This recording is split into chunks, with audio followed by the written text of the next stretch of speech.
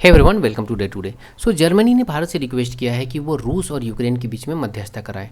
Now let us understand कि Germany ऐसा क्यों चाहता है कि इंडिया जो है इन दोनों कंट्री के बीच में मध्यस्थता कराए, क्योंकि अभी तक जो था वो यूएसए ही इंटरफेयर कर रहा था, बट अब जर्मनी भी आ गया बिकॉज जर्मनी के अपने कुछ कारण हैं जिसकी वजह से वो वरीड है। So let us understand in this video. तो जर्मनी का सबसे बड़ा वरी होने का जो रीज़न है कि आखिर वो वरीड क्यों है सबसे ज़्यादा, क्योंकि यूएसए वरीड है क्योंकि वो तो पूरा चौधरी है दोनों पूरे वर्ल्ड का, ये समझ में आता है। बट जर्मनी को क्या टेंशन हो गया? देखिए, जर्मनी को सबसे बड़ी टेंशन ये हो रही है कि जर्मनी अब कम्प्लीटली जो है एनर्जी के लिए वो कहीं ना कहीं यूएसए के ऊपर में डिपेंडेंट होते जा रहा था, क्योंकि ये उससे पहले गैस कोयला ये सब जो है वो रसिया से खरीदते थे। और जब से ये यूएसए के ऊपर में डिपेंडेंट हो गए हैं इस वार के बाद से, तो क्या हुआ कि यूएसए अब इन सारे प्रोडक्ट पे धीरे धीरे टैरिफ वगैरह बढ़ाना स्टार्ट कर दिया। क्योंकि अगर यूरोप में अगर आप देखेंगे तो यूरोप टोटल एनर्जी के लिए सिर्फ 10% नहीं 7% के लिए रिस्पॉन्सिबल था। सिर्फ 7% एनर्जी सप्लाई होते थे पूरे यूरोप में। लेकिन इस वार के बाद में अगर आप पूरे यूरोप में देखेंगे तो 50% जो एलएनजी है ना, इसका सप्लाई जो है वो यूएसए कर रहा है पूरे इंटायर यूरोप के अंदर में, और उसमें जर्मनी जो है वो सबसे बड़ा खरीदार है। और जब अब धीरे धीरे करके टैरिफ बढ़ाना स्टार्ट कर दिया यूएसए, तब समझ में आया जर्मनी को कि यूएसए किसी का नहीं है। यूएसए को सिर्फ प्रॉफिट चाहिए होता, जहाँ प्रॉफिट चाहिए होगा वैसा कुछ ना कुछ वो करेगा। जिस तरीके से जापान को सुरक्षा की गारंटी और भी मिडिल ईस्ट के कुछ कंट्रीज़ को सुरक्षा की गारंटी दे के रखा हुआ है और उसके बदले वो पैसा वसूलता है, तो यही हाल अब यूरोप का धीरे धीरे होने वाला है। और ये जर्मनी को बात समझ में आ गई, क्योंकि नॉर्ड लाइन 1 एंड 2 के बारे में आपने सुना होगा, जो कि रसिया से गैस पाइपलाइन आता था पूरे यूरोप में और यहाँ पर गैस सप्लाई करता था।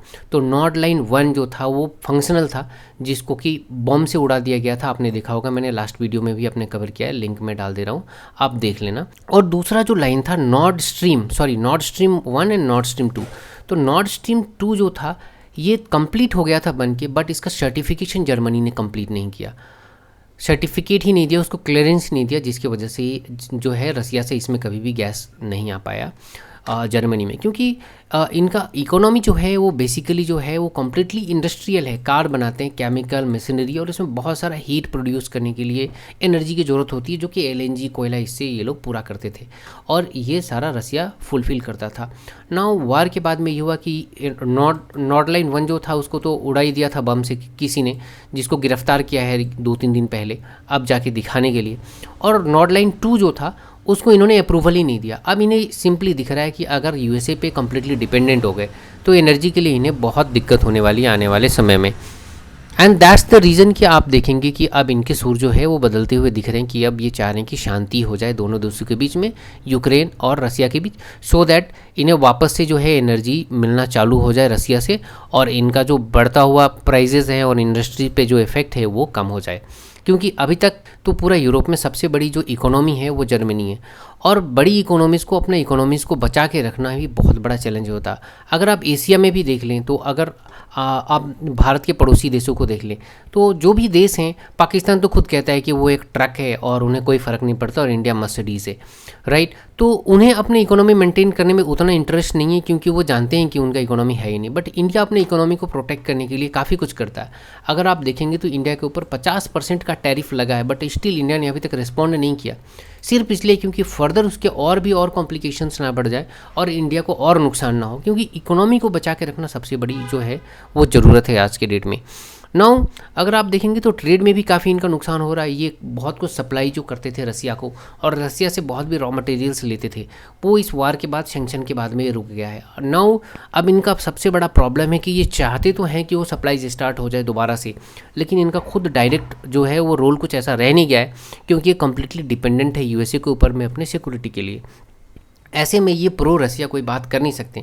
सो दैट इज़ वाई ये चाहते हैं कि इंडिया जो है इसमें मध्यस्थता करे, क्योंकि इंडिया के रिलेशन रसिया से बहुत अच्छे हैं। और इसका एग्जांपल जो है वो रसिया और इंडिया ने रिसेंटली जो है पूरे वर्ल्ड को दिया है कि इंडिया ने 50% का सैंक्शंस लग जाने के बाद में भी, अब टैरिफ तो नहीं कह सकते इसको, सैंक्शंस लग जाने के बाद भी इंडिया ने रसियन ऑयल को परचेस करना नहीं बंद किया।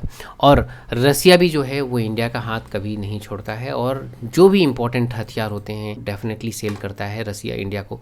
अभी तो सुखोई 57 जो कि 5th जनरेशन की एक प्लेन है, इसको भी इंडिया को जो है इंडिया में मैन्युफैक्चरिंग करने के डिस्कशन चल रहे हैं। और आप देखोगे कि दिसंबर में जब पुतिन इंडिया आने वाले हैं, तो आप देखोगे कि इसका अनाउंसमेंट जो है वो होता हुआ आप देखोगे। पॉलिटिकल प्रेशर आप देखेंगे तो ऑब्वियसली है कि इनके खुद के लोग जो हैं जर्मन्स, वो नहीं चाहते हैं कि जो जर्मनी की आर्मी है वो पार्टिसिपेट करे ऐसे किसी चीज़ में और वो इस वार को सपोर्ट करे।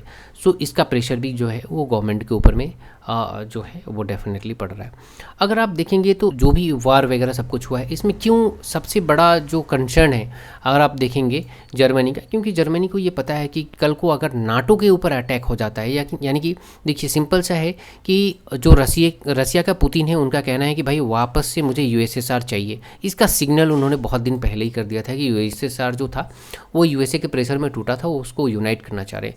अब ऐसे में क्या है कि उनके बॉर्डर से, रसिया के बॉर्डर से कनेक्टिंग जो भी कंट्री थी जो कि यूएसएसआर से जो कट गए थे, उसमें 3 कंट्री थे जो कि नाटो के मेंबर हो गए और रसिया उस समय उन्हें कुछ भी नहीं कर पाया, जो कि मैं आपको दिखाने वाला हूँ। बट जब यूक्रेन ने भी यही गुस्ताखी की तो यूक्रेन के ऊपर में इन्होंने अटैक कर दिया, बिकॉज बाय द टाइम रसिया जो था वो प्रिपेयर्ड था और उनका इकोनॉमी जो था वो इस हिसाब से बन चुका था कि वो इस वार को झेल पाते, इस वार के लिए वो प्रिपेयर्ड थे।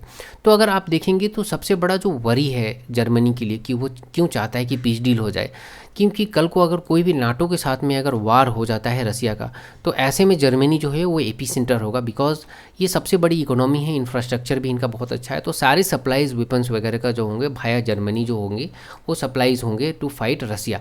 नाउ ऐसे में जो जर्मनी होगा रसिया से एक टारगेट बन जाएगा और लोग और वहाँ पे वो अटैक कर सकते हैं, बिकॉज यहाँ पे सारा वेपन्स वगैरह सब कुछ इनका जो है। अगर जियोग्राफिकली अगर आप देखें तो ये एक लॉजिस्टिक हब बन जाएगा and that is the reason कि ये वरीड है कि लॉजिस्टिक हब बनना नहीं चाहते, क्योंकि अगर लॉजिस्टिक हब बनेंगे तो ये रसिया का सबसे बड़ा टारगेट भी बन जाएंगे। So this is the reason कि जो जर्मनी है वो इंडिया से रिक्वेस्ट कर रहा है कि ये वार आप रुकवाइए, बिकॉज आपके रिलेशन बहुत अच्छे हैं रसिया के साथ में और पुतिन जो है वो डेफिनेटली आपकी बात ज़रूर मानेंगे। सो आपके लिए एक क्वेश्चन है कि कौन सी वो पाइपलाइन थी जो कि रसिया और जर्मनी को जोड़ती थी और जिससे कि गैस सप्लाई होना था लेकिन वो सप्लाई नहीं हो पाया। ये सारे आपके ऑप्शंस हैं जिसमें कि है blue stream, north stream, south stream and Turk stream. Right answer जो है आप कमेंट करें, मैं करेक्ट आंसर कमेंट कर दूंगा और वहां से आप देख पाएंगे कि राइट आंसर क्या है। अगर ये वीडियो आपको अच्छा लगा तो please like, subscribe and share जरूर करें। Thank you very much.